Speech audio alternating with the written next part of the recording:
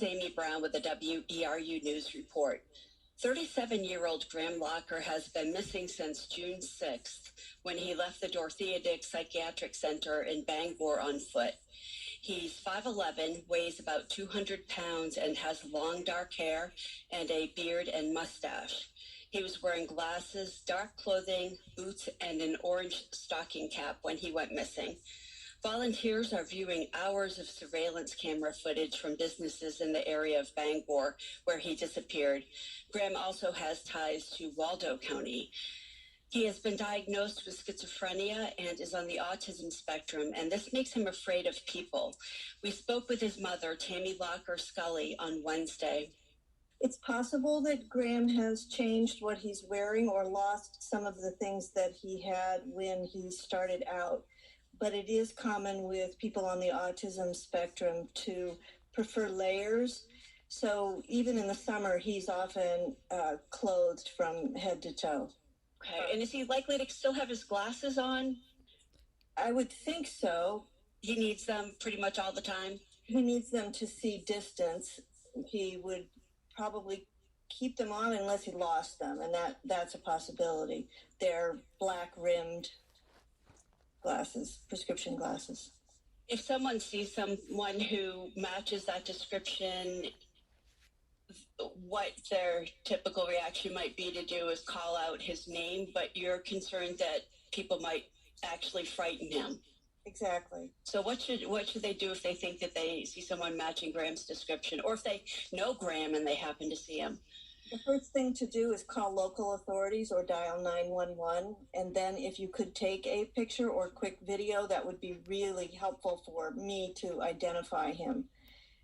The likelihood that he might bolt is high, I would say, and someone knowing his name would probably frighten him. So probably not good to call his name or approach him. And if for some reason he does notice you paying attention to him and takes off into the woods, it's really important to notice as precisely as possible where he entered the woods, because that will enable a K-9 unit to begin a search for him. It's important not to follow him into the woods, because not all K-9s can track if there's other scents available to them in the woods. Oh, that's something people probably hadn't thought of. Yeah, and one thing I want to say, beyond just what he's wearing, it might be his behavior that would set him apart from others. He's likely to be alone because he's not social.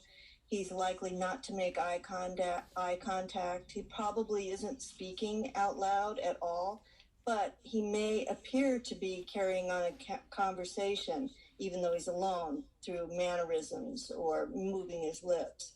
Mm-hmm. Those are all things that might set him apart.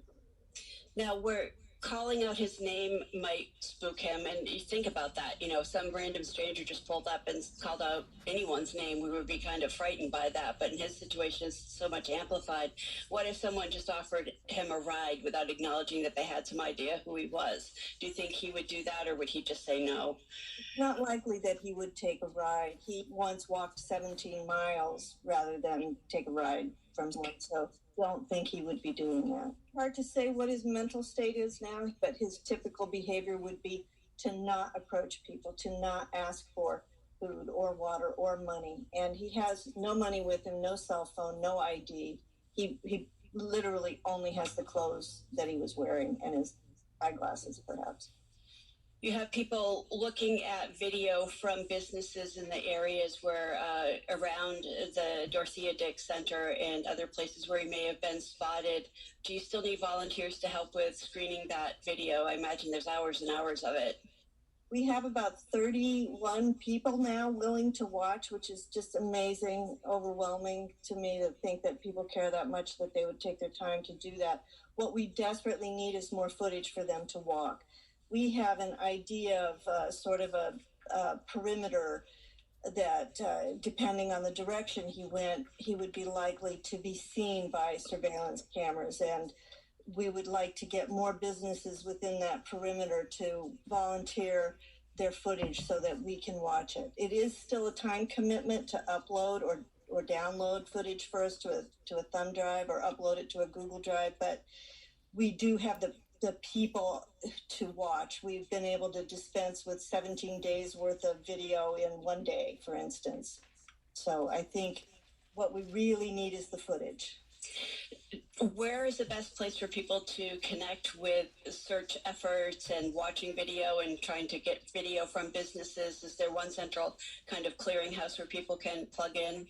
I believe DEME, Down East Emergency Medicine Institute, would pass on any information like that I would handle myself. They are handling people who want to actually go out and look for Graham in the field. They're on Facebook. Yes, they are. And in terms of helping with the video project, there is also a Facebook page. I think it's called Searching for Graham or something like that on Facebook. I will put a link along with a most recent flyer or update about Graham on the WERU Facebook page as well.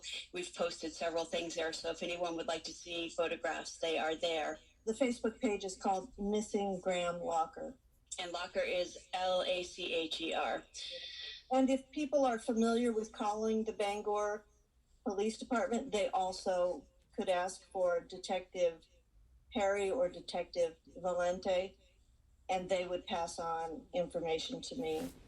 Okay, Detectives Perry or Valente. Okay.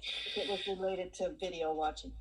Okay, great. Thanks. Keep us posted. We will keep things up to date on the WERU Facebook page. I appreciate you taking a couple of minutes this morning, Tammy. You're in our hearts and in our thoughts, and good luck. Thank you. That was Tammy Scully, mother of Graham Lacher. Please visit the WERU Facebook page for photos of Graham, news updates, and the links that were mentioned today. I'm Amy Brown. Support for WERU comes from Opera House Arts in Stonington.